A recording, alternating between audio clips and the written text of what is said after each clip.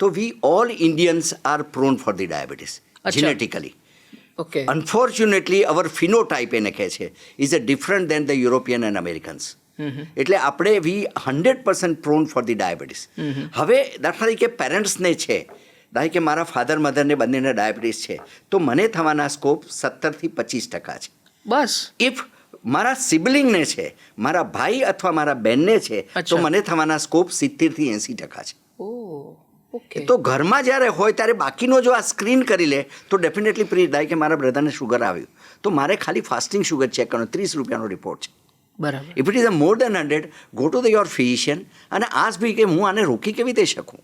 અને જીવનશૈલીનું પરિવર્તન એ આ રોગને રોકી શકે એવું છે. બરાબર. એટલે આપણે આ કહ્યું કે મને આ વારસાગત આવેલો એટલે મારે સ્વીકારીને ચાલવાનું છે, નોટ નેસેસરી. આ રોગ 101% પ્રિવેન્ટેબલ છે જીવનશૈલી થકી.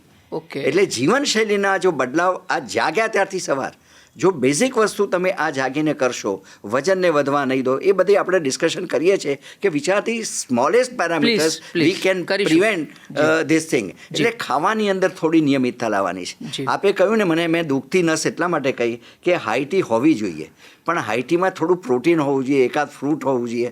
પણ અહીંયા કોઈ પણ લીપમાં કોર્પોરેટ હાઉસોમાં તમે જશો ને તો તમને પેલી ફાફડાની ને ચટણીની ને ગોટાની સ્મેલ આવશે અને સમોસાની સ્મેલ આવશે, which is a very bad habit. Right. એટલે હેલ્ધી હેબિટમાં જો લાવવું હોય તો એટલીસ્ટ આપણા ઘરથી શરૂઆત કરવી પડશે. બની શકે ત્યાં સુધી હું મારું સ્લોગન જ આપ્યું છે, fast food will kill you fast.